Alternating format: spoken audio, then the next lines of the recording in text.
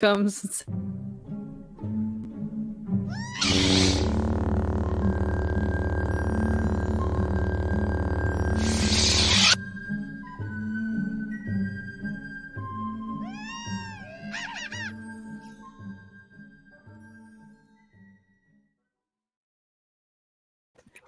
Welcome everybody to another episode of the Evil Ewok podcast. Tonight we're going to be talking about all kinds of things. Luna. We're going to be talking about Avatar: The Last Airbender, House of the Dragon, etc., etc., and then we'll touch on a lot of Star Wars news because there is a lot of Star Wars news. All right, guys, how are we doing tonight?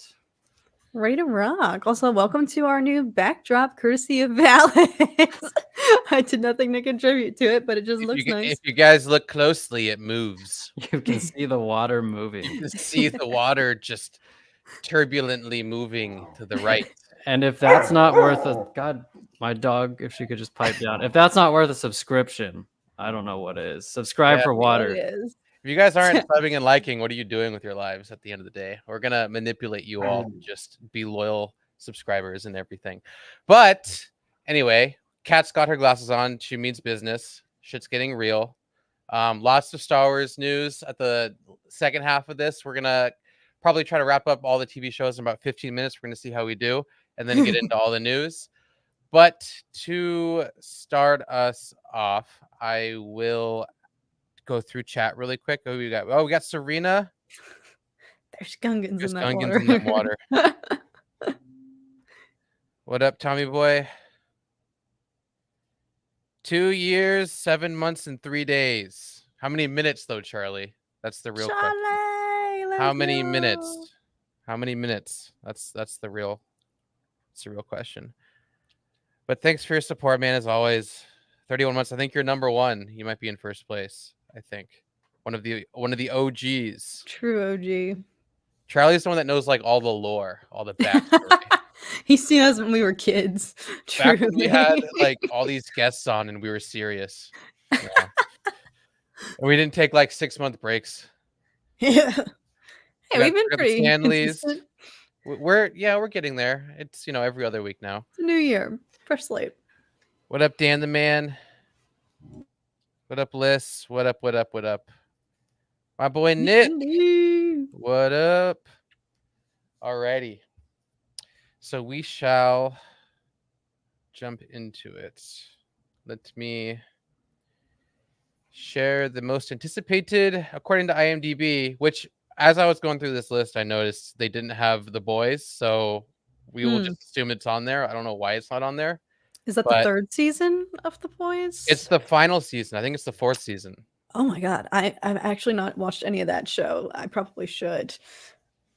But I didn't know. I mean, I don't know. I want to say you like violent stuff. You watched Vikings. I think you'll like it. I do. I love John Wick. I love Vikings. So I feel like I feel like violence is like your like guilty pleasure. Like you act like you hate it, but really you're like there watching Vikings for like 7 hours in a row. Like, oh my God, is he gonna open up his heart? It's like, oh, take it out. Yeah. True. The Blood Eagle. I've just gone numb. Nothing can faze me anymore after that. The cat's out of the bag. Alrighty. So we got apparently number one on here is Daredevil Born Again. Are you guys familiar? I mean, I know what it is. I'm surprised because it's kind of a soft reboot of the original Daredevil show, which is so beloved from Netflix. Disney's trying their hand at it, and I've heard a lot of skepticism about it, so I'm surprised that it's number one. Yeah, I mean, I'm not a Marvel fan, really. So I guess this is Kat. Are you a Daredevil fan? I've not watched. Is he part of Deadpool? What is he part of?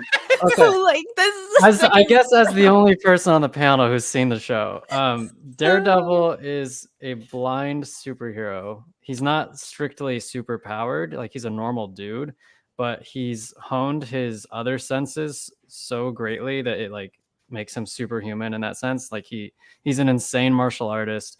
And the Netflix show was very dark and gritty. It was nothing like your typical Marvel stuff. And it was like, that's part of the reason why it was so beloved. Like everybody loved it. Everybody loved Kingpin, the villain.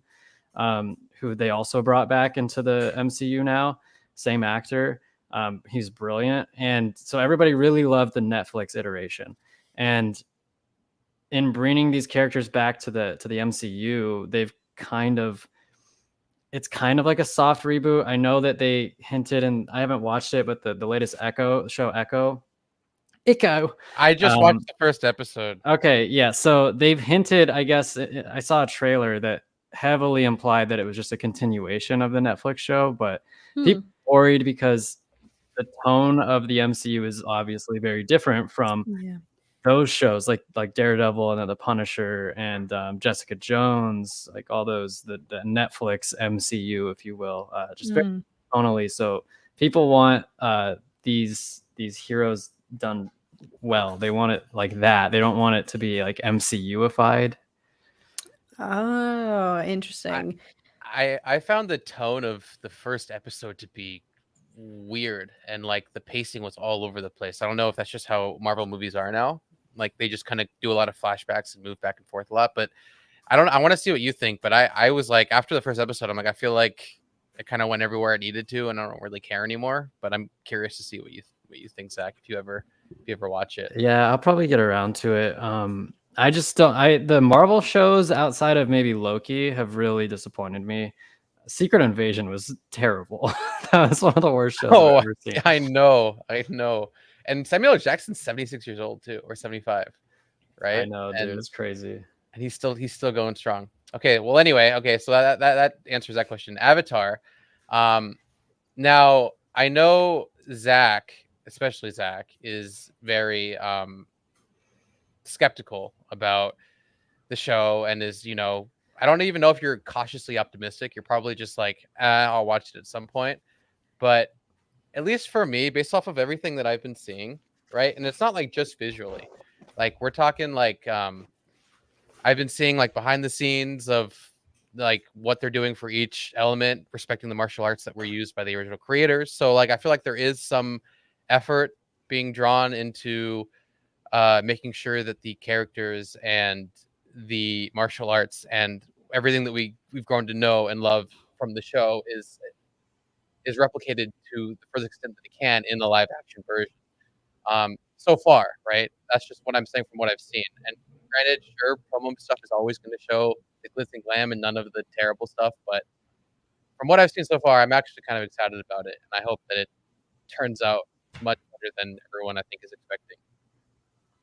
Yeah, I think we all are still cautiously approaching due to the very early news that the original creators parted ways with the Netflix production very early on in development. So I think we're all still a little haunted by that. And obviously that doesn't imply that it's going to be a bomb, a flop, just because the original creators aren't involved. But I know that still kind of is permeating in the back of my brain a little bit, but everything that we have seen, I do agree, Alex. It was like the best possible first impression with the initial teaser I think that they could have had. Granted, like you said, they're gonna withhold anything that would weaken public opinion or lose interest prematurely, but I want it to do well. The last thing that I want is for the show to go badly, because yes, we will always have the original series no matter what, which is reassuring, but at the same time, it's like don't touch something if it's already perfect, if you're not going to keep it on that level. So I just have expectation, but I'm feeling optimistic, and it's not like I want it to fail. I want it to do well and succeed, because God forbid, at the rate shows get canceled now these days, it's like, Netflix has no problem canceling things before the full story has come to fruition. So like my hope would be that they get to complete the entirety of the series, and achieve the full story that the original show did. So that's why I want it to be good, but definitely approaching cautiously optimistic, but hopeful. Yeah, I want to preface this with the same kind of sentiment. Like, I don't want it to fail. I want it to be good. I think that would be awesome. But I'm not cautiously optimistic. I would say I'm I don't even know what the phrase would be. Like, I'm Blatantly not. disturbed. Cautiously pessimistic. I'm cautiously violently pessimistic. violently pessimistic. Yeah, I'm getting ready to harass the actors as we speak. I'm getting all my tweets ready. No, but I think that it looks great visually. Like, I look at these stills that you're putting on screen, and they look really high quality. They look like there was a lot of money and care put behind this. I do worry that it looks a little too serious and dramatic, and I think the tone of Avatar: The Last Airbender, this series, the animated series, it could be like serious and heavy at times, but for the most part it was kind of light, and there's like this wistful, like I don't know, like youth to it that you just kind of would get wrapped up in, and the characters didn't take things too seriously until they had to. I don't know, it just, like, it felt a lot different than these stills kind of should tell me that the show's going to be. And I would point to another Netflix show that I think made the leap from animation to live action pretty well and kept the tone pretty solid, and that would be One Piece. I haven't seen the One Piece like anime at all because yeah. Oh, you watched it? No, I've seen the live action. Yeah, I haven't seen the One Piece anime because I notoriously don't like anime, as anybody who's watched this podcast can tell you. But I think that the live action, from what I could tell and from what I heard from fans, did a phenomenal job adapting the visuals and the tone and just the spirit of the original show to live action. And I think what worries me is that these stills, I mean, they're just stills. Like, I could be completely wrong, but these stills look very, very dramatic and dark to me. Like, I don't know if that's Avatar. You're talking like tonally dark, like vibe, mood. Yeah, and the not mood. just- We're talking black not just screen. visually. Yeah, this is like Sin City, and I don't like. No. But you make a really good point. That is a common sore spot these days. Everything is so desaturated in live action nowadays. Kenobi was, notoriously very not visible at some points. Like, and this is plaguing a lot of live action adaptations. I feel like just TV in general now, the brightness is just negative. So you saying, yes, I know you're saying that it looks tonally dark mood wise, but that's also, you just unlocked a new fear for me. Like, you're so right. The animation is so rich and vibrant and beautiful. And it's like, oh, I hope that doesn't get sacrificed because everything in freaking live action is like -2 brightness anymore. I think the perfect example is, like, look at that shot of Iroh. Like, the Iroh from the show, like, he looks pissed off right there. He looks like really mad and like ready to lay down some. There were times where he was pretty pissed.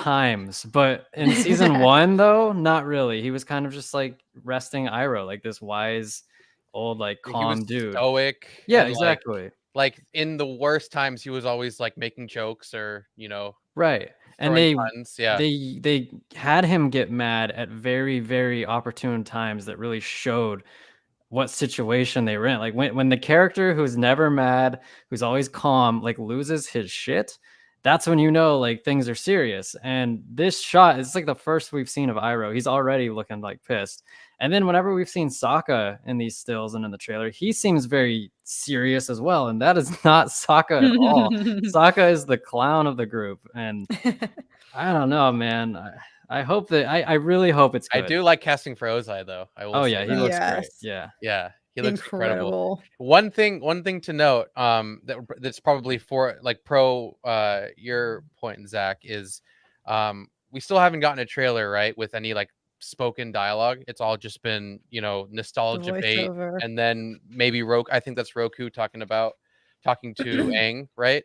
And it's like it's just very ethereal voiceover into just a bunch of shots scattered, right? No real kind of story, no real direction showing where they're going with it. But the bending looks cool, right?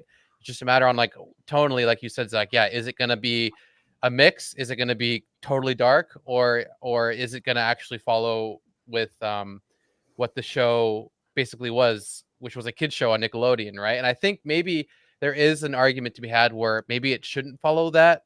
Maybe it shouldn't follow the humor completely. It should maybe have like a mix in there because maybe they need to maybe market to the kids who grew up and are now into Game of Thrones. Maybe they're thinking, if we're going to jump this much throw this much money into it, maybe we need to have it tonally and visually replicate the Game of Thrones formula just in this universe. And I'm thinking, if they are dropping so much money for just a kids show, right, I think that's probably not the best option, not the best choice.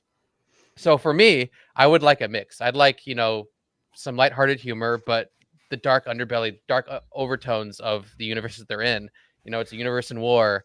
I wouldn't be totally against that, honestly. I would like to see a more visceral, dark tone, but as long as like they keep the nature of the characters in some way, shape, or form. But I feel like live action is a medium where it's not as easy to showcase over the top humor like animation was, which is why I find One Piece that you mentioned earlier, like it was incredible, right? And I've never seen the anime. I've never even but after me and Amanda saw it, we tried to turn it on and we couldn't watch it. So it's a prime example of how they adapted it to probably a broader audience that normally wouldn't be watching the anime, but the story there has heart for a different audience as well. So they marketed it, they showed it, they did a couple things different than what the over-the-top animation style truly is to hopefully be successful. So I guess it only remains to be seen, but they have great material to work with and great material to adapt. So I can't imagine them. Yeah. Truly. If you look at IMDb, it's actually like top 5 or top 10 shows of all time. I didn't even know As that. it should be. As it should be. For a literally. kid show. For a Nickelodeon kids show, it was unleashed. It was on another level. Like it's just, that's why it's just like so hard to try to. I get so afraid to ask people like, "Oh, have you seen Avatar?" Because it's so much more than just like it's on Nickelodeon. It was out when we were 8 years old. It was so much more than that. Like I didn't know at the time, but that was going to be like peak television, and I was only 9, and it's still some of like the best TV of my whole life. So it belongs in the top 10, top 5. And like I'm also, I don't know. I have this thing, like, as I've gotten older, right? Like, as everyone does, I think, when you're younger and you see someone older than you, you think they're so much older than you, right? Or if you see like kid characters in TV shows, like you think they're your age or it's normal, right? And then when you get older, you're like, wow, everything looks so young. But in animation, they don't. They still look very old, right? They still look like they're like, except for Aang, everyone looks much older, right? Like, and they're 18, 19, even 20, right? So for me to realize, oh, there are like a bunch of 12, 13-year-old kids, it's going to be very tough for me to compartmentalize that in live action. Like, oh yeah, Azula was 13 years old when she did all of this shit, right? So that's so true.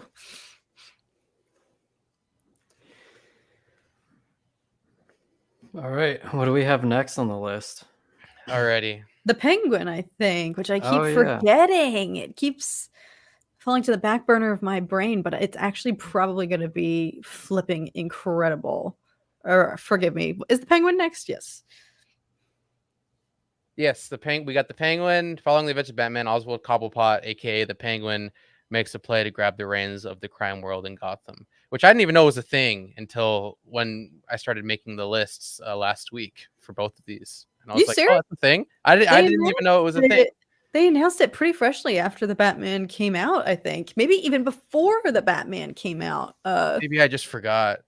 But yeah, it definitely, there's yet to be like major marketing for it, I feel like. So I'm excited to see initial trailers and stuff. I think it's going to be good. Is it the same creative team that was behind the Batman? Does anybody know? I don't know. Good question. I know it's HBO, so that's what's that director's name? Oh god, Matt something. Reeves? Matt Reeves. Yeah, that sounds right. He's got to at least be producing, I would assume. I don't have IMDb Pro. I do. Let me check. Cat coming through in the clutch. Craig Zobel. I don't know who that is. That sounds familiar. Is the show literally just called The Penguin? He did The Hunt. I'm assuming that's what. Yeah, The Hunt, Compliance, Z for Zachariah, and Great World of Sound. Oh, and he was a director for Westworld. Westworld. Oh, that's probably why it sounds familiar. Throwback.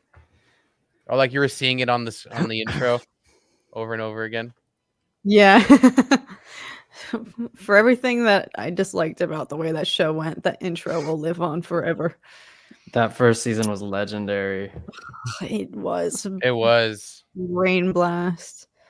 Matt Reeves then we is got- executive producing, so Oh, he's an executive producer. Okay, mhm. gotcha. And then we got. Oh, sorry. I was just gonna say, like, I think that I don't know. I don't really care that much about the Penguin show. I think I would have if they had somehow finagled it so that it came out a few months after the Batman or something like that, near in proximity to the release date, because it's been a couple years since the Batman. I just watched the Batman, I think like half of it the other day. Really good movie. Even on the second watch through, really enjoyed it.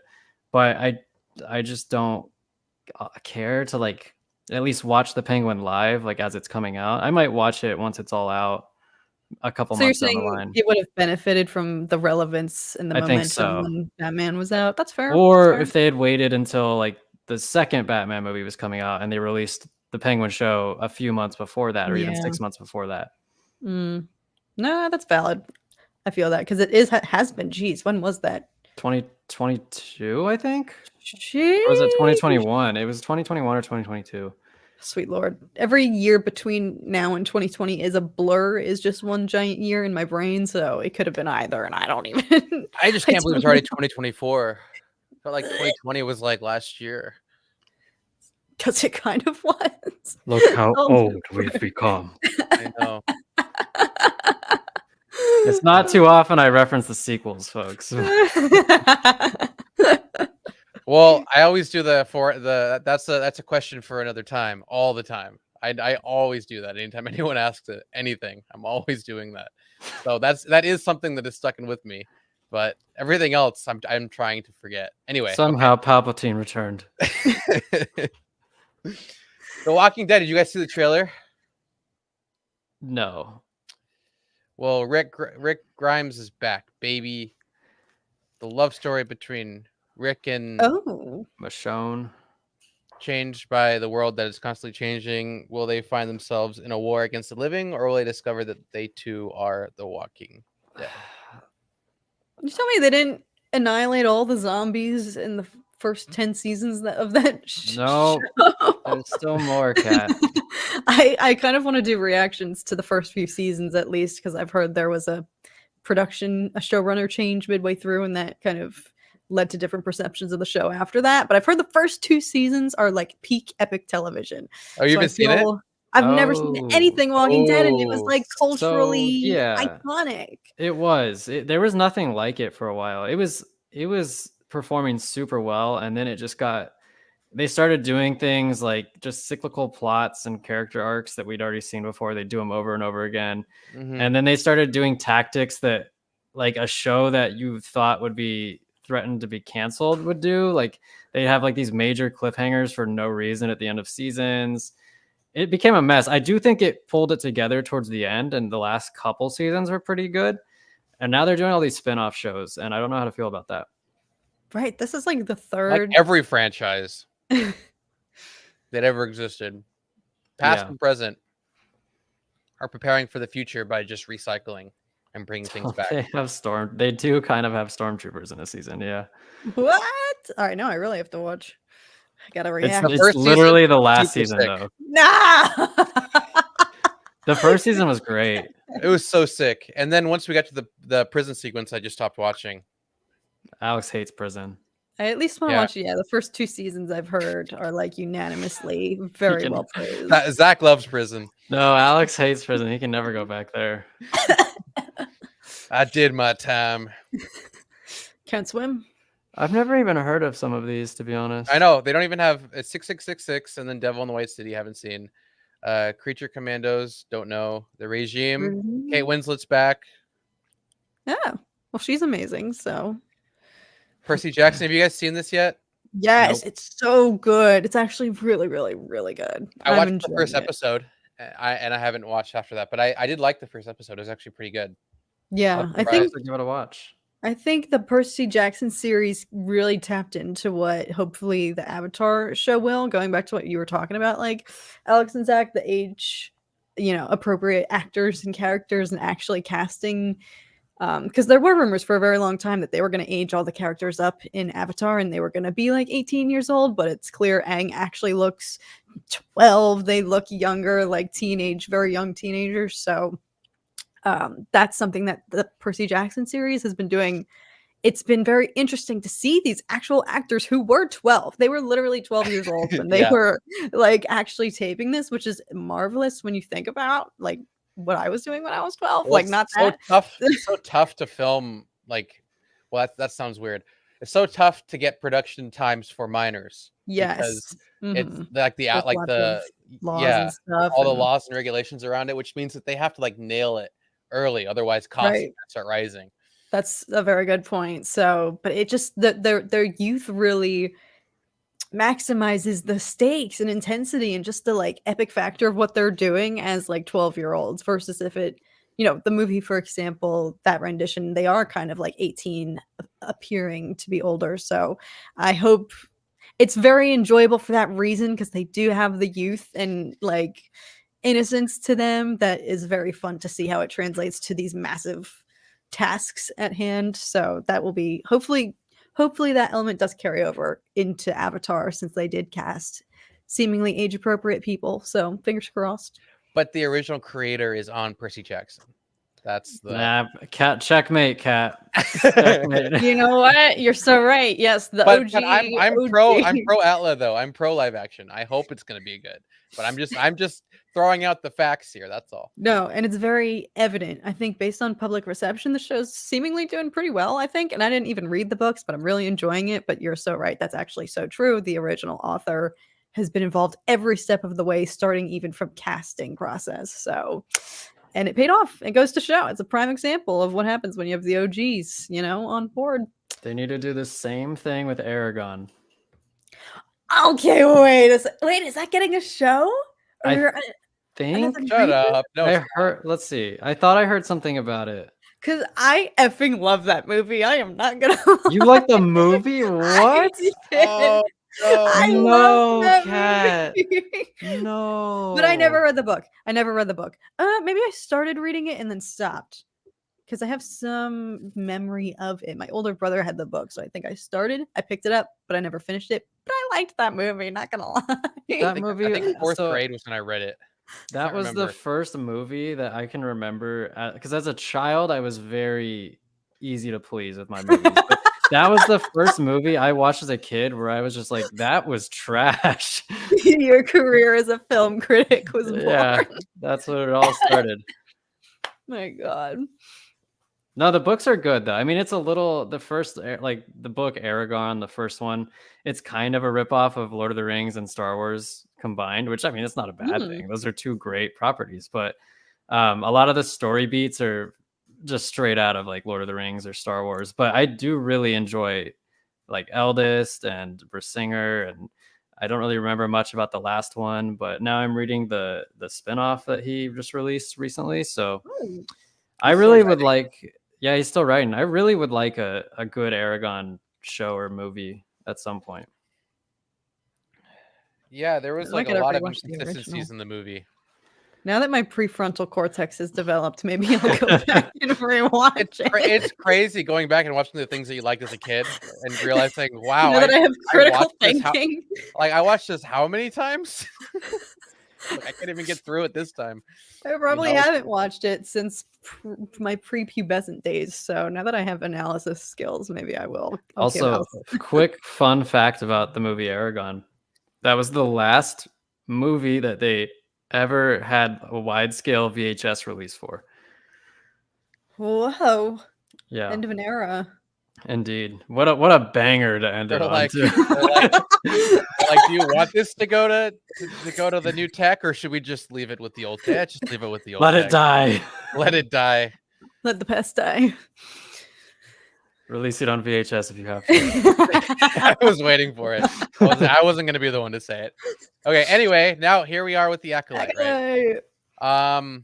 When is this releasing? Do you guys remember? Don't worry about it. Is there a date? We haven't even gotten a trailer yet. I don't think we even have a window of release. Chat, Chat, do you guys know any area possibly? Is it gonna be like fall? Or I is it gonna had be thought it earlier was than going to be that? earlier this year. Knowing but our luck, it will be December 31st, 2024 at midnight or at 11:59. At 11:59.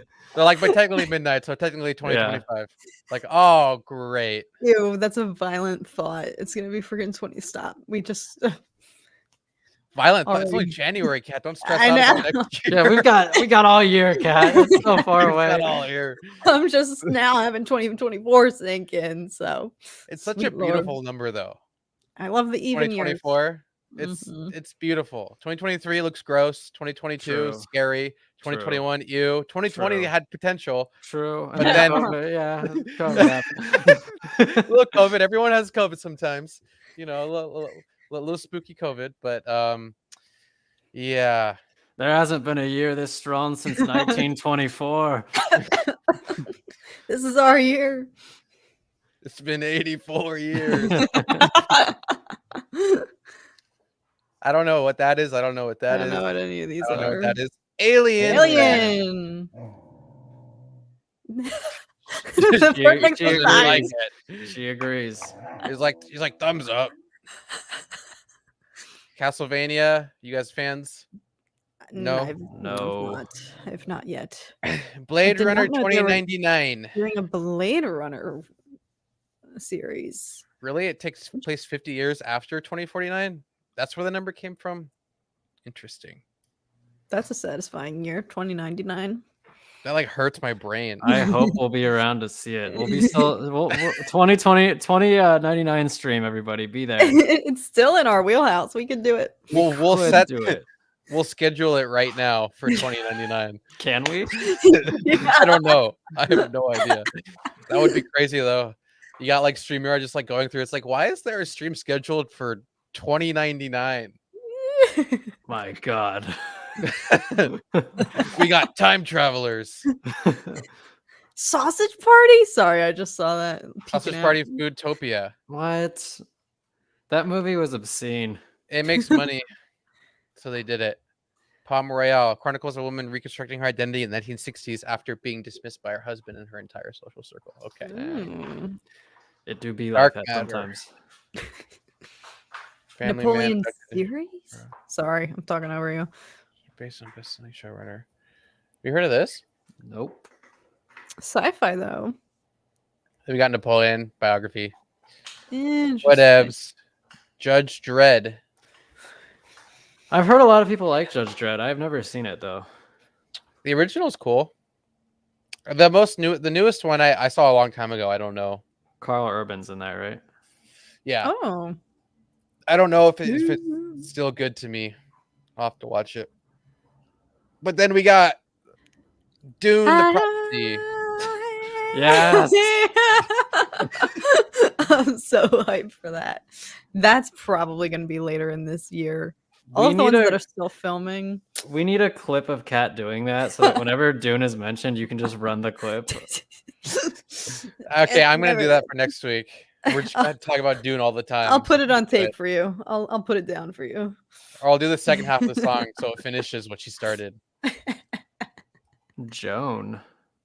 A woman who goes between, I think, Joan of Arc, or no? Cleopatra, Joan of Arc. Isn't there a Joan of Arc thing coming out? Maybe I'm just tripping. She I don't dies know. brutally. Spoiler. That's her legacy. She gets Awful. burned at the stake. Big Swiss. A Brideshead Moana Revisited, Moana. series. Oh, Akatar. The Book Talk girlies are gonna love that. It's gonna be Court of it's gonna Thorns be and animation. Roses. Gangs of New Gangs York. of New York. That was a great movie. They're redoing it. I guess they are. I would say I hope not because the movie is fine, but Yeah, that's one of the fucking best films of all time. Easy.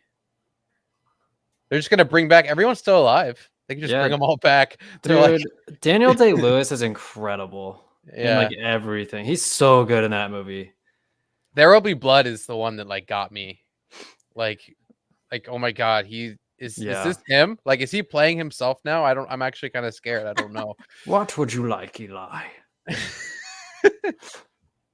Did Dude, the bowling scene. Oh my god. Powerpuff. What's that?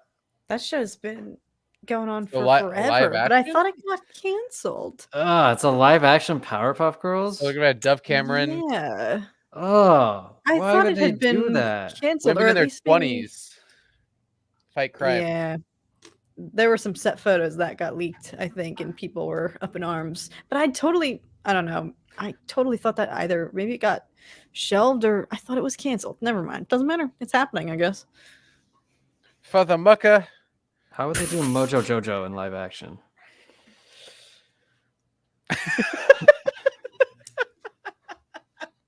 I was just imagining that. Yeah. Just like a green chimpanzee. Unless he's just not a chimpanzee at all, he's just a person. So, it doesn't even matter anymore.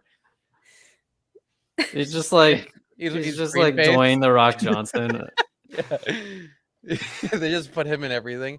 Isn't there a live action Moana? That's why I thought that was when I first saw it. I thought they were gonna have they shouldn't the Rock be doing in there that either. Disney, you need to stop with your live action remakes. You seriously just need to stop. Scott Pilgrim takes off. Pilgrim. Oh, the God of War show is coming out this year. That's next already? year. That's next year. This is like 2025 now, beginning of 2025. I was gonna say pre-production. There's no way. What the heck? What is that? Star Wars Detours.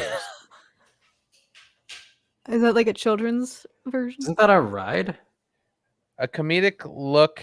No, that's Star Tours. A comedic look at our favorite characters' more mundane moments during the reign of the Empire. So it's animated. Oh God. Oh, okay. So it's gonna be like a little kids. Wasn't this something that was shelved? I don't know. I've never heard about that this. was shelved. Oh yeah. So it's coming back out? I guess so. Whoa. That's wild.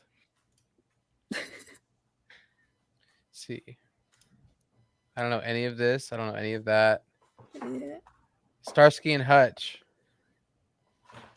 I liked the Ben Stiller version. So they're bringing that back now? Jesus. And The Veil, which I don't know. But, okay. I don't know a lot of these. That about wraps it up. What are your guys' top 5 TV shows? You want me to go first? Go first, buddy. I will go first. My number 1 is House of the Dragon season 2. Number 2 is we didn't talk about this, but The Boys and Shogun are also 2 shows that weren't on there. Shogun. Shogun. We got ATLA, my number 2. I'm really excited for it. Shogun, which I'm really excited for because I love Japanese history. The Boys series finale. Series finale season. Yeah. Last season. Is that how you say it? Yep. Last season. Yeah. The final season. I'm really excited for. And then Acolyte, because I want it to be amazing, so I'm just going to put it in the 5 spot with the 2 honorable mentions of Alien and The Penguin. All right. You really thought about this a lot. That's all I do. Let's just think about this kind of stuff. Whoa! Oh, no, never do that again. That was too close. We all just had a collective jump scare. Could see my pores. I don't know if I have any specific order. I forgot that the Dune series is coming out, which frankly, I think HBO Max ones. No, F. Dang. All right, that's been scrapped. That's been scrapped. I should just figure out how to bleep that you saying the word F, so it sounds like you're cursing. Actually, that's better. I learned that from my father-in-law because he doesn't curse at all, and he one time just texted us F. Exclamation point. I was like, that's actually perfect. So that's what I do now to censor myself. Okay. Dang, that rounded out for 5 for me. All right, I don't know if these are in any particular order, but the HBO Max productions, which I believe the Dune Prophecy series is also going to be alongside Penguin. I'm excited just because obviously HBO Max always delivers with that. House of the Dragon, yes, that's probably my number 1, just because we know going in it's going to be epic. It's going to be amazing, and I loved season 1, and I have high hopes that even the second season is going to like even blow the first out of the water. So House of the Dragon, close second Acolyte. Actually, yeah, close second Acolyte, Avatar. Where am I? I guess Penguin in fourth, even though I have high hopes about quality for that one just because it's HBO. And I don't know a fifth one. My fifth one was going to be Dune. So that's my premature excitement for 2025. So your choice for 2024 is something that's coming out in 2025. All right. Yes. So now that that's established, Zach, what are your top 5? I don't have 5. I have 2. I would go Okay. House of the Dragon at number 1, and I guess Acolyte at number 2, and everything else. If I watch it, I watch it. Hopefully If it's I good. don't, I don't. Yeah, like I'm not really putting too much stock in anything else. Fair enough. Solid. So I think we're all agree. We all agree it's House of the Dragon is where it's at. Yeah, it's gonna be the show of the year. Hopefully, especially because it can shine now. That there was so much going on when House of the Dragon, Andor, and Rings of Power were all going on at like the same time. It was almost like overstimulation. So it'll be able to just shine on its own. I think this is the year of TV shows, right? Pretty much. Like I can't. There's no Star Wars movies coming out. There's no movies that are like gonna change the world. It's gonna be mostly TV shows this year, world. Right? From what we reviewed last week, we were like, the movies are, okay, but the TV shows are where it's at. I'm pretty sure that was the consensus. Yeah, yes, I mean, I definitely think there's more high-profile shows than movies. That's for sure coming out this year. Oh, Simply Everything Skywalker. Oh, I remember. Go. What up? Simply? What's up? And now we move on to Star Wars news, and we will go first to the Mando movie. That came out of nowhere, did it not? Well, there had been the rumors. There was those rumors swirling that the final season, or that the upcoming season of Mando was going to be a film instead. And of course, with that came rumor, I guess, that it was going to be the culmination as a feature film. So I feel like it is surprising the manner in which it was announced. And, Tom made a good point. Usually with Star Wars announcements, there's a poster or something to show for it, a little tease, just anything. And other than the title, like there's nothing. So it feels like a bit abrupt, or just like, whoa, like there were of course those rumors, but then they died down, and now it's been announced, and it's like, oh yes. So there were like rumors. They were saying it's not going to be a TV show. It's going to be. We did talk about The Walking Dead. Yeah, we did. We mentioned it. What was I saying? There were rumors saying it's going to be the season 4, season 4 is going to be a movie, not a show. And then they were saying all these other things were circulating everywhere. Like, what do we believe? And now it officially came out that it's going to be a movie. And then I feel like everyone's like, wait, really? Because it was a little like out of left field, a little weird, confusing. And then also, what is it going to be titled? Right? Is it going to be like Mandalorian and Grogu? I think that's what it is. The Adventures of Mandalorian and Grogu. I don't like that. It's babysitting Mandalorian and Grogu. Can we stop naming things after the characters? I mean, Jesus Christ. What happened to the days of a good old title? Everything's like Ahsoka or the Book of Boba Fett or... Watch, the Rey movie's gonna be Rey! It's like... What is the show? I mean, okay, the show already felt like it ended as it began, right? It felt like filler. It felt like it didn't really go anywhere. There were some cool moments, right? But then we were also like, well, that wasn't as good as the show could be. And we're like, okay, well, if it's going to be a movie, will it translate to the big screen? Is it just going to be TV show budget thrown onto the big screen for box office, right? Or is it going to be like repackaged is the tone going to be relooked at? Is it going to look way more cinematic, more cameras? Are they going to do all sorts of cool Star Warsy movie stuff? But are they still going to use the volume for most of it? Is it going to be a Rebel Moon? That's the thing. Rebel Moon was 180 million or whatever, and they obviously used the volume there, and it looked awful. So imagine going to the movie theaters to see Rebel Moon, right? You can see that. That's what I do not hope the Mandalorian and Grogu show. I hate saying that. It's too long. It needs to be something else, like the babysitter or something. Just say the babysitter at this point. A Star Wars story. The babysitter, a Star Wars story. But it's just like I don't know if they can pull that off. It's gonna be like a 2-hour TV show, and they're not going to be able to they're not going to be able to do as much. They're going to have to say a lot more and do a lot more in a little time. And they already can't do that. They already can't extend TV shows to their allotted time. And now they have to bring down something that usually has, at least 5 or 6 hours of screen time. Like, and that's another thing. Like the episodes aren't even an hour long. So it's like, I almost said 10 hours, but no Star Wars TV shows over 10 hours.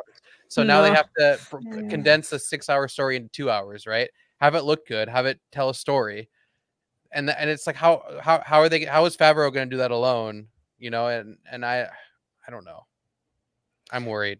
Yeah, my biggest question, I think that will dictate a lot of whatever direction this film goes in, is how relevant or consequential will it be to the larger lore of The Mandalorian, the entirety of the series as we know it, or how much are they going to cater to the moviegoer audience as well as people who've never seen the series? Like, where are they going to strike the balance? What are they going to lean more into?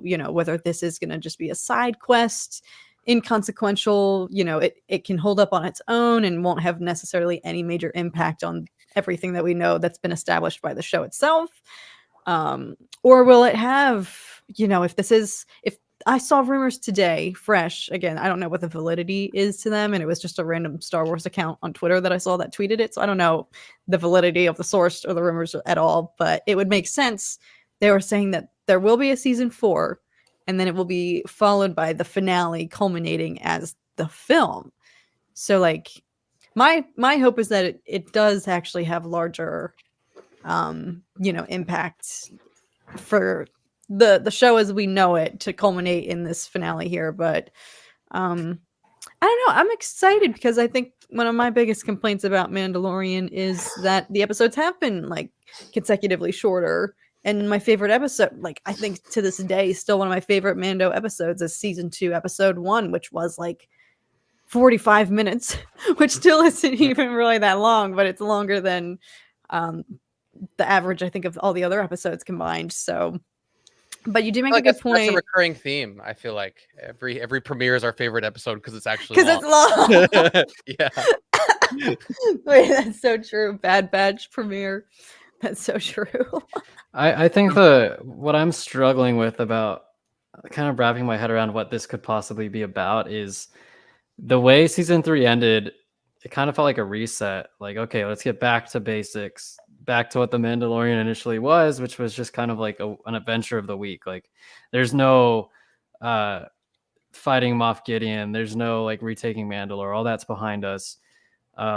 Usually, I guess if you were building up to a movie, you would have some kind of direction that they were heading in. And if it's true that they're going to do season 4 and then have the movie, then they have a chance to kind of lay the groundwork as to what the movie might be about. But as of right now, I have no idea what they're going to make a movie about. Like, no idea. Because it seems like Thrawn might just get resolved with the Ahsoka season 2 show. Is this like major crossover like movie happening still with that was rumored?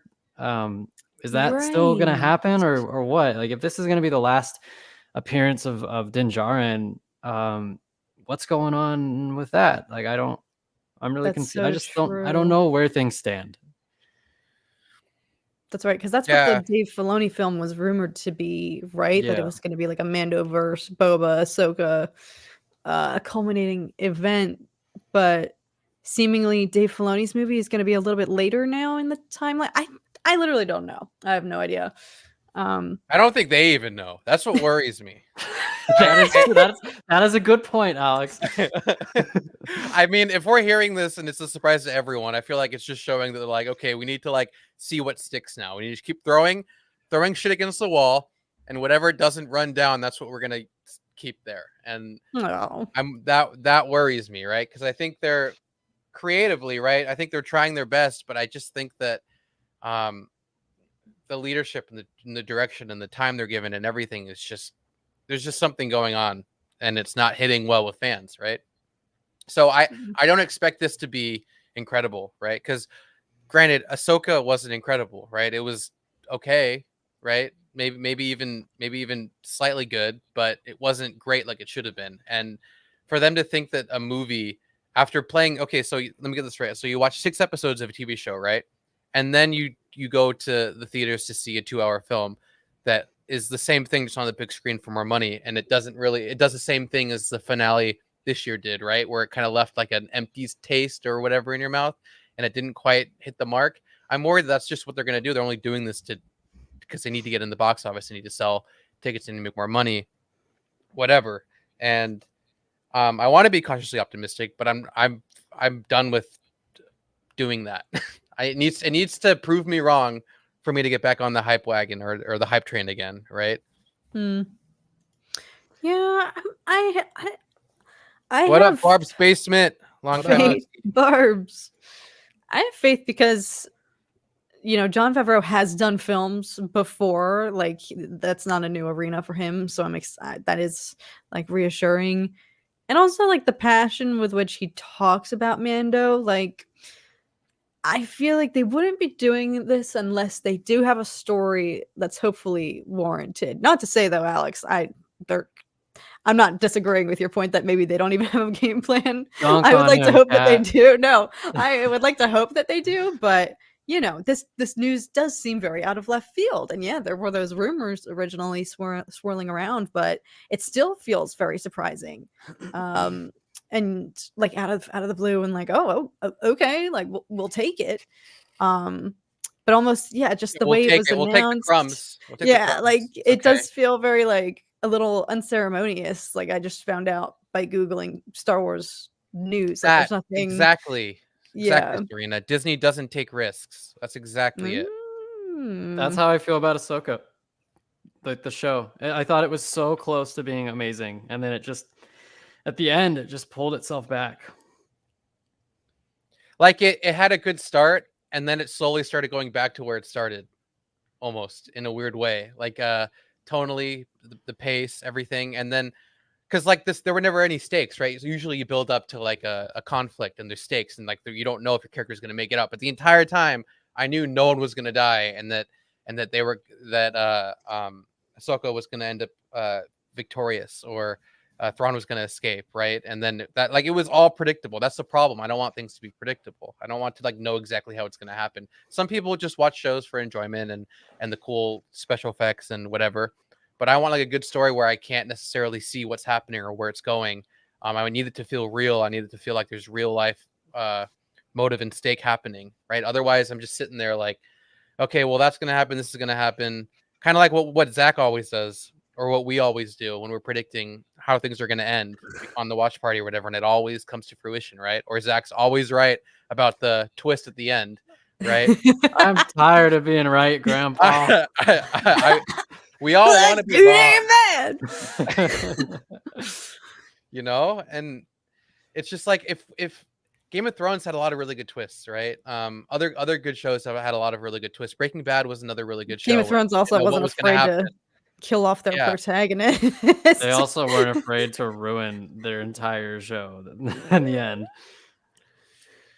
Yeah, they're doing did you see David Benioff and DB Weiss are doing a new the Three-Body Problem, which I've read the first 2. It's a trilogy. Mm-hmm. Some of the most complex, dense books I've ever read. I don't know how the hell they're gonna do it. But how does it compare to Dune? I would say there's just a lot of science to it. It's very like science heavy. Like so it like pseudoscience or like real science? Like real science. Okay. And that applies to the science fiction elements of the story. But like the science fiction elements of the story are phenomenal.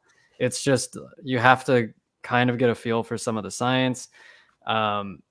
It's great. Like I'd highly recommend it. It's not like the easiest read. So it's kind of like Dune in that regard. It's not an easy, breezy read by any means. Dune, I mean, if Kat is just cruising through Dune, I mean, I'm sure she can read anything. No, I'm certainly not cruising. Children of Dune felt like I was like, you're on like book 12, Kat. What do you mean you're not cruising through Dune? No. Well, it was you guys. You guys inspired me. And Zach, I remember you mentioning I saw some marketing for the three body problem. That's what it's called. I saw some like an image release or something from the show, and I remember you talking about it, and you inspired me to read Dune. And then I was like, maybe this will. I'm inspired to read this as well. But hearing that there's science involved, my brain can't. There's nothing like that in Dune. Dune's just a lot of fantasy world building. True. I almost gave up on the three body problem because not only is there a lot of science, but the first book, it's like the first 100 pages are about the Chinese Revolution from like the early 1900s, and then you get into like the modern day and then a bunch of science. You have to like get through a slog before you get to the good stuff. And then the second book is incredible. I love the second book. Wow. Probably one of the best books I've ever read. Okay. You could honestly like read a summary of the first book and then jump into the second book, and that would probably work. Wow. Cheat code. Maybe. Read the Cliff Notes. Hell yeah. Can we let's take a moment to appreciate that water moving. Now we can really see it. It looks great. Looks nice, doesn't it? It does. I'm learning animation, everyone. Pat me on the back. Do you see the trees? There's breeze too in the trees. Oh, I just noticed that. Oh shit. Yeah. Where's Anakin trying to kiss Padme? Right there. Right there on the corner. Nice. He is supposed to be right there, right? On that ledge, like on the right side. That's where they were, right? Yeah, Kat, you were there. You would know. You're like, I was there. Under those trees. So I don't know what my Alexa stop. She's telling me about some cat. She's trying to get involved. She's literally talking about a cat right now. Alexa, stop. Alexa, can't you see we're on stream? Alexa, we're live. That's Alexa. Okay. Anyway, this is the sketch from Ahsoka. The Ahsoka. It's official and everything, released by Disney and Star Wars.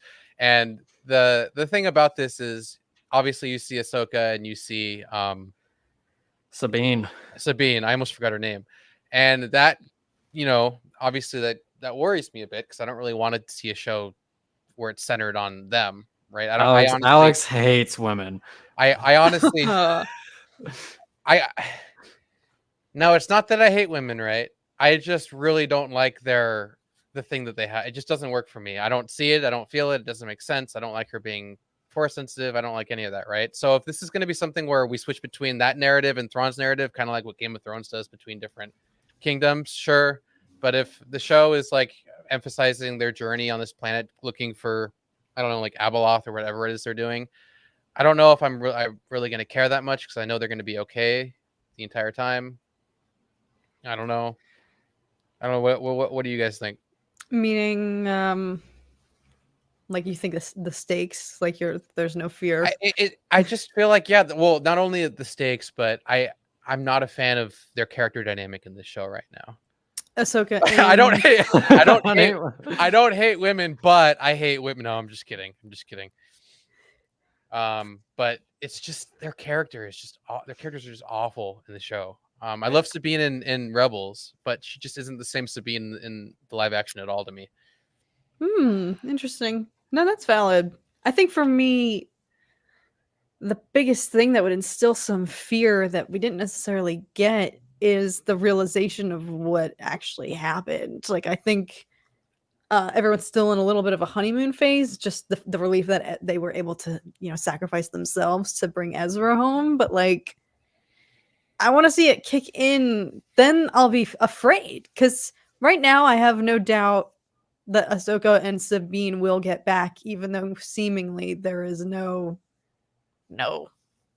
that they don't have the means to, and the Purgle or whatnot. Like, even though I have no idea how they're going to do it, I have confidence that they will, because like you've said, Alex, thinks it's that there's no risk necessarily involved. But that for me would elevate like some of the stakes and the fear factor. If we actually saw Ahsoka and Sabine reckoning with holy shiz, what do we do now? And the helplessness of all of the havoc that Thrawn will be wreaking across the galaxy, and it's kind of their fault. So I would appreciate that, because there's seemingly not really been consequences emotionally for them. They feel very chill at the end of season 1, and I kind of want to see the realization hit in the way that almost, not that it will pit them against each other, but that will truly test their freshly healed relationship. I don't know, to seeing two people trapped in isolation together with no way to get back, what is that going to psychologically do to them, and how is it going to test them and stuff like that? I think that what Barb's basement saying here is kind of valid. Ahsoka has she outstayed her welcome? I think that's a good question to pose, because I've always felt that the further they push her away from kind of her relationship with Anakin and Darth Vader, the less relevant I think she becomes. It's like that was where most of the weight of, I feel like, her character was, like when she was in that time period dealing with those relationships. Now that she's so far past that, I don't know that I care as much. Like Alex was saying, I don't care about her and Sabine. Like I don't feel that as an organic master student relationship. It feels very hollow. It feels like they just sprung that on us and didn't really earn that. And she doesn't have any real relationships with anybody else. Like I don't really care about her and Hera. Like they barely interacted in Rebels, and they barely interacted in this show. It just feels like all of the weight of who Ahsoka was as a character was lost with Anakin, Obi-Wan, Rex, all those characters that we watched her alongside for years, and now they're all gone, and it's just her and these characters that she doesn't have a rapport with. And it's like they keep pushing her down the road.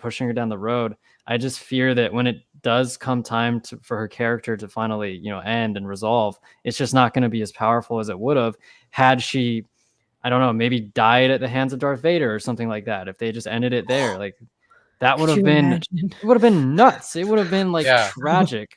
God. So I feel like they passed up a golden opportunity to have one of the saddest, most tragic moments in all of Star Wars, so they could keep her alive and continue to use her, which, I mean, I love Ahsoka. I've said it. She's one of my top 5 favorite characters of all time, but I'm all about ending characters at the right time and when it's most impactful. And I do at times wish that she had died to Darth Vader on Malachor. No, you raise a really good point. And now she's being used to show us that anyone can be a master Jedi. They just got to try a little harder. They just got to use that force. They just got to use that force power a little bit harder, and they'll be able to do anything as long as you have the right teacher, right? And I'm just like, nope, not for me. Not a fan. You're not a fan of their interpretation of the Force there? No, but I mean, it's whatever. I'm not going to be a gatekeeper or anything. I just it's whatever. From my perspective, I always saw the Force as it was something you were born with. Concrete. It was natural talent. It was like something that it was very secretive, and only the Order sought you out and noticed it and could grab you and find you. It's like if anyone can do it, right? It kind of ruins the whole coven and secrecy that they created, right? And you could argue, sure, it's just their hubris that kept them secretive and whatever. But it's like, no, then that means that anyone could have been Anakin if they just had the right teacher or the right incentive. You didn't try hard enough. You didn't try to kill kids hard enough, man. So you didn't really master the dark side. And I'm just like, it just leaves it open. It leaves too many things are open now. Like the whole Pandora's box has been opened, and I don't like it. I think the message they're trying to say is that everybody's special. You can do anything, which is not true.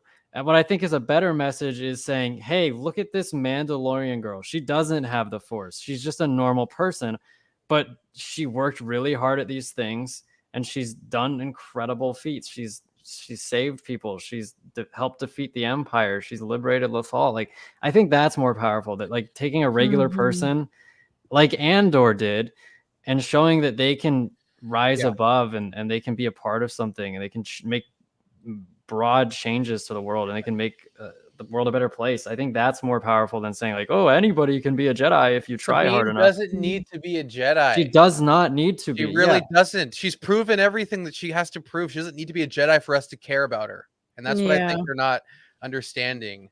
I liked her more when she wasn't a Jedi, to be honest.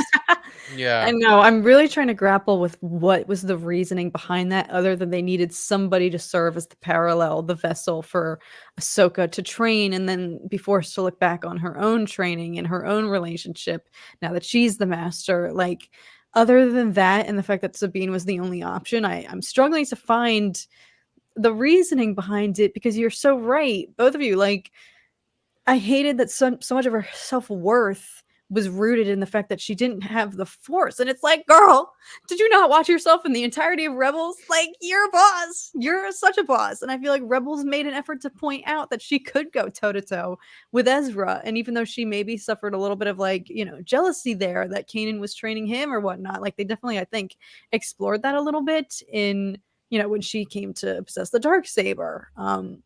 But they always came back to the point that she had confidence and she was a boss and she is like super awesome Mando. Like, it wasn't a necessity. So I'm still, unless there's a larger purpose, although it seemed pretty resolved that, you know, that she was toiling over not having the Force for the entirety of the season and then she unlocks it. Unless there's a larger purpose for that within the story, I'm still like, why? She was already a really well-developed female character. Like, they didn't need to do this to boost public favor in by any means.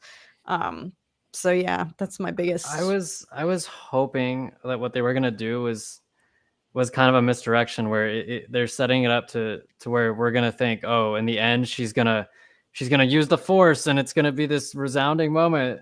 But what was actually gonna happen was that she decided, I don't need the Force. I have value. I can solve these problems my own way, like I always have. I'm a Mandalorian. That would have been so much better. And they didn't do that. And she just, as soon as she used the Force once, it was like she was Obi-Wan freaking Kenobi. She was using it right and left without any issues. And that, I hate that. And that is a trope I hate so much in storytelling. When there's like magic or whatever, and the main character struggles to use it, and they use it one time, and all of a sudden, now they can use it all willy-nilly. They don't have to learn anymore.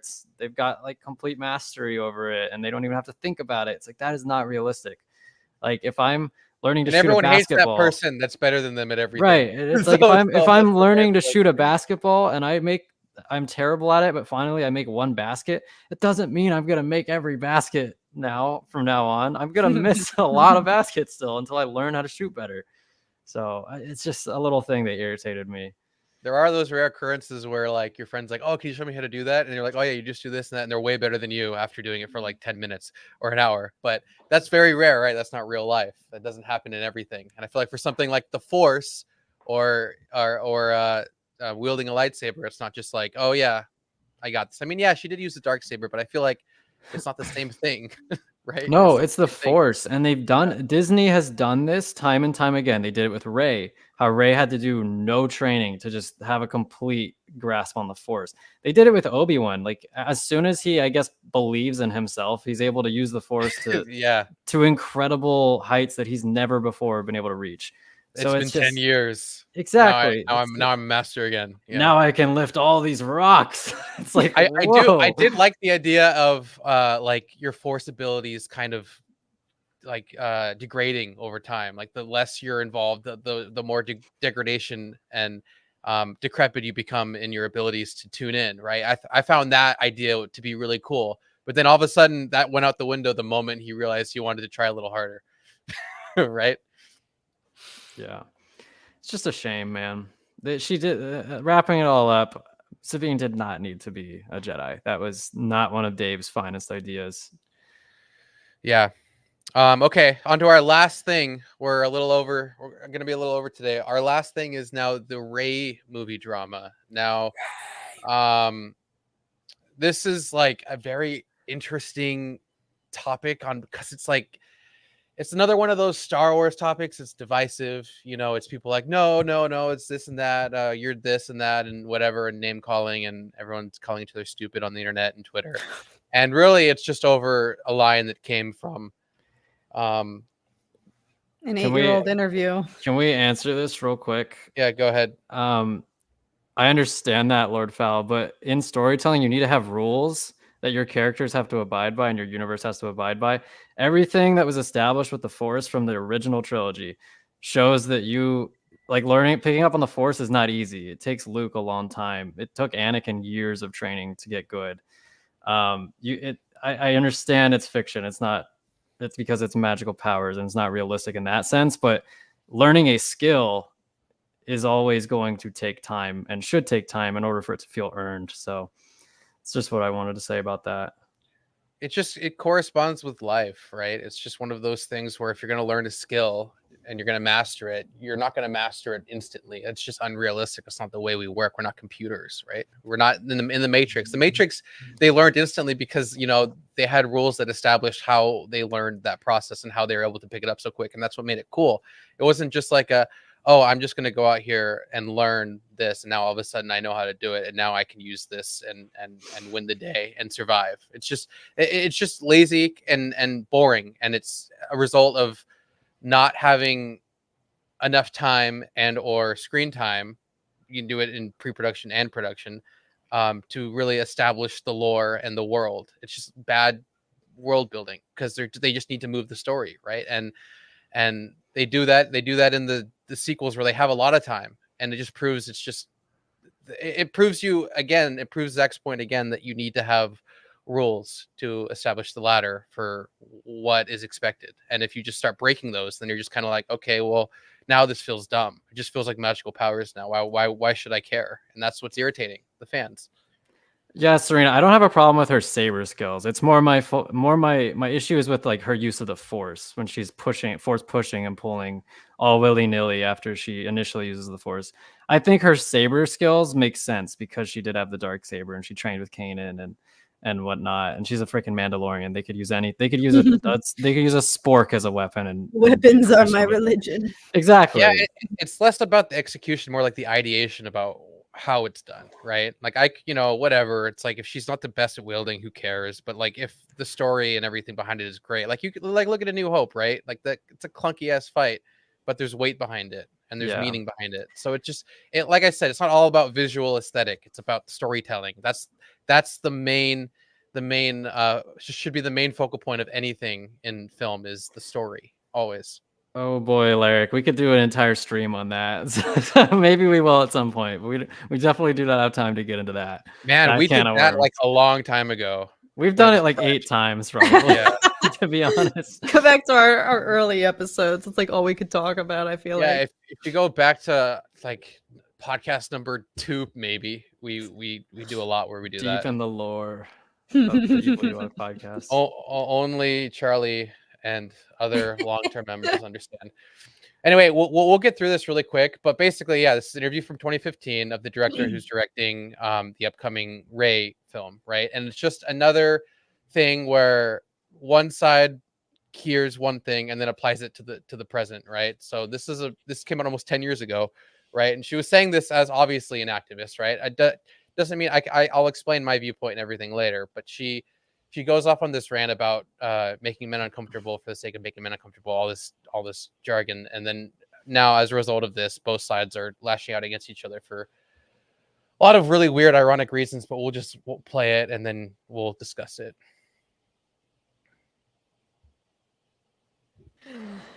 What is the balance of activating a force for change, but also trying to permeate that patriarchy, that power structure? And is that a part of the calculation of your art as well? And what's been the reaction to that? Oh, absolutely. I like to make men uncomfortable. I enjoy making men uncomfortable. Not you, just not you. Not you. Point taken. Point taken. But it is important to be able to look into the eyes of a man and say, I am here, and recognize that. And recognize that I am working to bring something that makes you uncomfortable, and it should make you uncomfortable because you need to change your attitude. And it's only when you're uncomfortable, when you're shifty, when you have to have difficult conversations that you will perhaps look at yourself in the mirror and not like the reflection, and then say, maybe there is something wrong with the way I think, or maybe there is something wrong with the way I am addressing this issue. So yeah, I'll let you guys go. That's the first time I've heard it, and I'll be completely honest. I don't really have a problem with what she said. I think that if you do have a problem with what she said, kind of like how she said, you need to look yourself in the mirror. I don't get the whole like I'm just gonna be super woke for no reason from that. I get more of like, hey, we just want women to be present in media like they are in real life. Like we don't need to have just like a bunch of dudes all the time in movies. We can have, equal representation or whatever. I don't get that sense that she's just going to be like, oh, women are better than men all like day long in that Ray movie. Plus it was, it was like years ago, and she was probably a little bit playing to, I guess, the setting she was in, maybe trying to be funny with how she said, like, I want to make men uncomfortable. That was like when the whole like woke movement and everything, like whatever you want to label it, right? I'm speaking as an unbiased party. Whatever you want to call what was happening in that time, it was very strong, right? It was everywhere. Everyone was talking about it. So, I mean, I'll let Kat go, and then I'll go right after. But I just wanted to hear what you guys have to say about these. Yeah, no, I don't think, as a woman, I don't think there's anything egregious about her commentary here. Just like for example, it's like exactly as Zach articulated. If you take offense to that, I think, or if you do watch media and it does make you feel uncomfortable because you feel like you're the target audience, being put in this position to do some self-reflection, like, then it's working. That's the point of art. That's the point of, it doesn't have to always be, of course, the point of film or TV. And I know there's a lot of discourse about whether those topics and themes should trickle into film and television and media or whatnot. But the whole point is, like I, for example, as a Caucasian person, don't mind, watching film or television that's meant to make me think about, the history of being white and benefiting from that and stuff like that, because I don't take offense to that, and I don't mind learning more about that and doing some self-reflection. Like, maybe that's just what people are afraid of who are. I'm under the impression, I'm strongly under the impression that it is literally just hate mongering for views, right? It's literally just trying to be divisive for the sake of views, because outrage marketing is huge on YouTube, right? If you're going to be angry about something, more people are inclined to watch and listen because you're so angry. It's like, oh, why is he so angry? And I don't want to say they're all grifters, because I genuinely believe that people are really upset about this. But I feel like a lot of these people are just way too smart to like actually feel this way. They're just doing it for the views. And it is irritating because like Stanley's, if this is the actual context, right? If this is what she was referring to, this is very strong and powerful, because they are extremely segregated against in their own countries, and they don't have very many rights, and they struggle over there. And I think she was making a statement in that regard, not a statement in Western culture, right? And even if she is, whatever, right? But I think that she's saying this as from a place of like an activist, not a director, right? So I think she's going to provide the best product possible when she directs. She's not going to solely look out to virtue signal every chance she gets just because, she said this 10 years ago, right? She even said, after like everybody finished laughing, she even like singled out the guy who was leading the panel, and she said, "Not you." So what I take as that is she's not saying like, I want to make every man uncomfortable, like all men. She's literally saying, I want to make this group of people who are denying women rights or denying women representation uncomfortable, because that's wrong, and they should feel bad about what they're doing. If she had said like, I want to make men in general uncomfortable, then I might have an issue with it, because it's like, I'm a man. What the hell? What the hell did I do? Like, I didn't do anything to you. Right. Why are you trying to make me uncomfortable? Yeah. And they're spinning that narrative now where, they're leaning towards all the drama that happened recently with Star Wars is for men, not for women, right? There's that that nonsense going around. And then now, as a result of all of that, people are now like cycling back and saying, oh, now we got this woman directing a movie, it's gonna suck, and now men are segregated against and everything is awful here. And I feel like there's like this weird like pseudo sense of victimhood in masculinity, right? There's that fragile masculinity approach with like all those Andrew Tate peeps. But I'm just saying, like, I don't know if that's maybe the best thing to say in this type of situation, because it's going to spark outrage, right? In a lot of ways, it's ironic, and it kind of brings the other side of this argument, which is like she needs to be smart enough to craft things. I feel like nowadays, I feel like people have to craft things to where that side that is so angry doesn't get angry like this and start controversy. Especially they need to figure out a way to be. That's a big ask, Alex. I know, but they need to figure out a way to do that so these people can't just stir the pot all the time and take things out of context, and they don't care because it fits what their agenda is. It fits how they view things. And it's just irritating to see the same thing word vomited over and over and over again about Disney Star Wars, about Kathleen Kennedy, about Forces Female, about all of this without any context, without actually looking at the problem. It is at this point, it's just all garbage on Twitter, all garbage on YouTube about Star Wars. It's nothing else other than just hate mongering, outrage marketing. And it's irritating. And I'm sick of it, to be honest with you. I'm so sick of it. I want this to all be done. Yeah. You know? No, and that's what, unfortunately, I think this is, you know, as we embark on the production of the Rey film, and when it comes out, this is just the beginning of this journey and the rift it has caused in the fandom. I feel like Disney Star Wars has been trending freaking like every 8 minutes on Twitter because of the fallout that, you know, these comments being taken out of context has had with the fandom discourse. But it's just especially upsetting because of the events that I think preceded people digging into her history here to find something like this to take out of context. All this was preceded by, you know, just her own innocent comment of, yeah, like, let's go. Freaking about time a woman directed a Star Wars movie. Like women would never speak like that in the Middle East, right? So the fact that she's doing that for her activism purposes, right, is great. I did not know that piece of context. So if that's true, the Stanleys, that's great, you know. But it's just like, just do some reading, just, you know. And if you are just doing it for views, then you're terrible. Touch grass. Right? Touch grass. It's just like, what are you so upset about? Like, because not everybody in the movie looks the same as you. Like, give me a break. Like, that's real life. Like, you go outside, people are gonna look different than you. You just got to accept it, man. Like, just, what are you doing? Like, why are we so upset?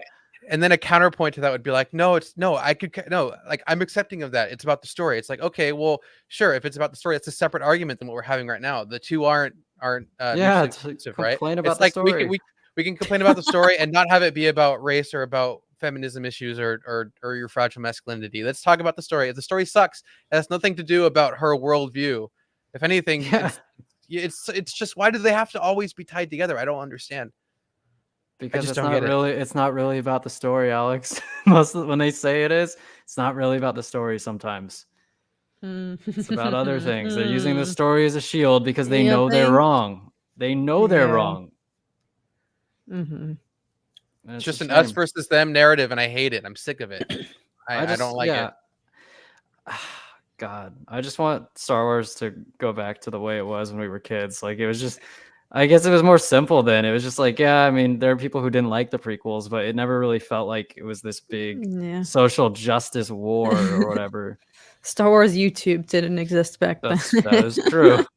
And unfortunately, Alex, yeah, you're so right. Like, at the end of the day, I always have to ground myself to remind myself, like, this is all just fiction. We all come at each other's throats. I mean, I don't partake. I just observe on Twitter, you know, but people, I think, forget. People talk to each other on Twitter in the fandom, forgetting that there's like another human being on the other side of that, you know, that Twitter handle or whatnot. People have been going at it these past few days online, and it's just been really tough to see. Like, I feel like I say this all the freaking time, but it's like we are in such a worse place as a fandom than we were when freaking like Last Jedi came out, and that was like bad times. But all of this discourse now, and I have to remind myself, like, this is all just fiction. It's all fiction. Like, we're all just fans. This isn't real life. It's just Star Wars. It's literally just fiction. It's not real. But then it's so disheartening to remember like what you said, Alex. Like as long as there's profit, as long as the revenue, and we freaking talk about this all the time. I know we vent to each other that our positive content and our exciting content about Star Wars won't come I mean, anywhere I can be near pretty getting the negative. same clicks, but you do it respectfully. You're not out here with some of these clickbait crazy titles. That's that other corner of Well, I have a Star Wars faceless channel, YouTube. so yeah, definitely not. But it's like as long as there's clicks and as long as there's revenue for that, like those videos will always do well. Like Mhm. because it's exactly like you said, like rage baiting. Is that a thing? Outrage marketing. Yes. It's just sad. It worked for them in the wake of The Last Jedi. I just can't believe they're still doing it years later. I was right. I was in it with The Last Jedi. I needed to kind of vent and watch a bunch of negative videos about that in order to process and like just deal with the fact that I had just watched a Star Wars movie that I did not like for the first time. But it's been like, what, 7 years in now? your defense, like, yeah, things were tamer back then when those initial Last Jedi review videos were coming out. Like all of that corner of YouTube has freaking like escalated. Like I even watched some of those videos just for another opinion, because that's what it was back then. That used to just be getting a well-rounded opinion and listening to other people's thoughts. But now it's like I don't dare go near that side of YouTube or the fandom because it's like so much. It is escalated to a point of like it is not the way it was 7 years ago. I mean, unless you really want to like take a deep dive back to the 80s or the 90s, which we wouldn't know because social media wasn't a thing then. We have no idea how fans really Nor were were we until back then. We were. If we were to time travel back and talk to some nerds in the 80s and see how divisive they are, we can kind of compare. But yeah, it is definitely one of those situations where, oh, we're numb to it now because it's just like, oh, it's another one of those things, another one of those divisive moments, and it's like, okay, I don't care. Like, I don't want to take a side. I just don't give a shit anymore. And I'm tired of regurgitating my view. I'm tired of hearing the views that make no sense. I'm tired of hearing the rage bait. I'm tired of hearing the outrage. I'm just done. And I know they need to do it to keep growing their channels and getting views and income, and they have employees now and they're big and whatever, but that can't be a great existence. Just always be angry all the time. But aside from all that was so deep. Sorry, that was just so deep. Aside from all that, I want to escape that. This is going to be the last thing that we discuss. But do you think, all of this aside, do you think Charmin Obaid-Chinoy is a proper candidate for this franchise? And do you think she should be the director for the Rey film? And based off of what I've seen, I only see producer credits, really. So as far as directing credits go, she hasn't done anything. So that's where it's like, she hasn't. I thought she did like documentaries and stuff, or is that somebody else? Oh, there they are. Sorry, I thought this was all it was. Yeah, Sorry. there's Ms. Marvel. Miss Marvel. Okay, so she did Miss Marvel. Yeah, look at her. She's got a pretty good. So these all like documentaries. Oh no, that's animated. I don't think that is an animated documentary. I don't think that is. So it seems like mostly documentaries. So nothing like in the sci-fi realm. That's fine though. I mean, that doesn't concern me because you had Tony Gilroy come in, who's got a background in definitely not sci-fi and not Star Wars, and delivers some of the best Star Wars we've seen in years. So if she can just do that, that'd be great. Look at that man. Oh, he did Michael Clayton. Okay. And the Bourne series. Yeah. Oh, he did all. Okay. Well, I mean, he's got a track record. He's written good stories. It's much different going from documentaries and animation to full-fledged dramas or sci-fi dramas, right? I feel like there's a big leap there. So hopefully she's not writing it, right? She's just the director. No, and I think if I'm mistaken, I heard, I could be spreading misinformation here, but I think people forget that she's not just, she's the director, so I guess she is at the helm of this ship, but there is a whole other crew on board and other producers and people in the writers' room and from Lucasfilm, and Kathleen Kennedy's there. Like, there's a bunch of other people. But I think I saw that one of the showrunners from Peaky Blinders is maybe involved in this show in a producing. That could be a fat lie. But regardless, there are other people. I'm trying to see on IMDb Pro if I can do some recon. Yeah, Kat's Either got way, the cool though. one. We get it, Kat. You're elite. It should be called IMDb Elite. IMDb Steven Knight. F. So Steven Knight is the writer. And Untitled Peaky Star Blinders. Wars. Yes. Yes. he All right. did- I'm not lying. He did 36 episodes of Peaky Blinders. The Peaky Blinders. Yeah, Bulk of like the that is. series. Which, in case y'all haven't seen it, that is actually some of the best television in the freaking world. So, like, that's what people forget. Unfortunately, of course, when there's a woman, in charge, and like, I think people forget. They're like, "Oh my god, it's just a woman," but it's like, It's there's written a by whole a other man. team. Yeah. This Yeah. is Well, the like the thing is sequel. that the director doesn't make all the isn't doing everything, right? They're not Right. the editor. They're not. Well, it's like there are some cases where directors do go sit in on the edit, but they're not That's true. like the dictator of the film. Right? Yes, and I think that's where the part of the fandom that became irate from these comments is forgetting that it's like she is not the only one there. There Yeah. are a plethora of other storytellers that are going to be there. It's not a Rian Johnson situation where he wrote and directed. It's not like that. I feel comfortable blaming Rian Johnson for The Last Jedi because he wrote and directed and was so vocal about, like, I did this, I wanted to do this. He was J.J. pretty Abrams- involved in post production too. Yeah, he was, and then he was just vocal about, like, the direction he took the story and, like, putting his fingerprints all over Star Wars and, like, J.J. Abrams wanted to do this, but then we did a complete about face, and it's just like, if you're gonna strut around like that after you delivered the movie that you did, I'm gonna blame you. So, yeah. Yeah, he pulled a lot of gotchas that didn't pay off very well. So Yeah. he deserves what he's. You reap what you sow.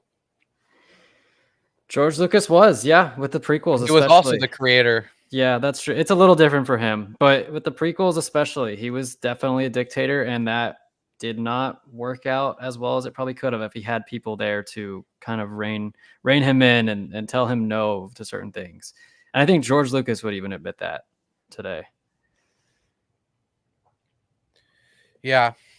So, okay. I guess cautiously optimistic then. I mean, I don't even know if I really want to see it, but it's happening. What? So. I wouldn't go to the level of cautiously optimistic. I would say I'm very neutral on the Rey movie. You're I'm gonna wait so for the trailer. excited. I'm like, Oh, you're Well, excited? Kat, you're a Disney shill. We all know that. Well, Kat, you like everything, so it's okay. Kat likes Aragon, the movie. all my credibility is just gone. Listen, where can I watch that? Is it even We go to streaming? Aragon. We go to Aragon IMDb, and we see 1 stars all the way down to Cat 5-star. Best movie I've ever seen in my life. Can we do a not live reaction to Aragon the movie so Kat can Rewatch. update? Yeah, so she can update her viewpoint on that movie. All right, Yeah, let's we're gonna actually do it. Yeah, chat. In case you guys don't know, we're gonna do a Last Airbender M. podcast. Night Shyamalan. We're not gonna do it live. We're gonna pre-record it, and then we're gonna edit it down to the good parts because obviously we can't show the whole movie on YouTube, otherwise bad things will happen. So we're gonna edit out the good parts. I'm gonna get all of their reactions to the 2010 Shyamalan film because they haven't seen it. I've seen it so many times because it's just a hate watch thing and it's hilarious. So I can't wait to get their reactions on it. So we're gonna do that, and we're gonna do a couple other films in the future that I think I want to start posting on our second channel here. So for those of you on Kat's channel, be sure to come over and subscribe to ADHD. That's where this is also being multi-streamed from. Drop a like below, comment what if you guys enjoyed. If you guys Like for the puppy. like for the puppy. If you guys think there's other things that you want us to talk more about, if you guys want us to talk more Star Wars, you guys want to talk more let us know. We'd love to know so that we can kind of cater to the audience, right? Obviously, it's going to be tough to cater to everyone, but we want to make sure you guys are actually enjoying it. We talk about the things you guys want to watch, right? So with that, I want to say, may the force be with you guys, and we will see you guys next time. Bye.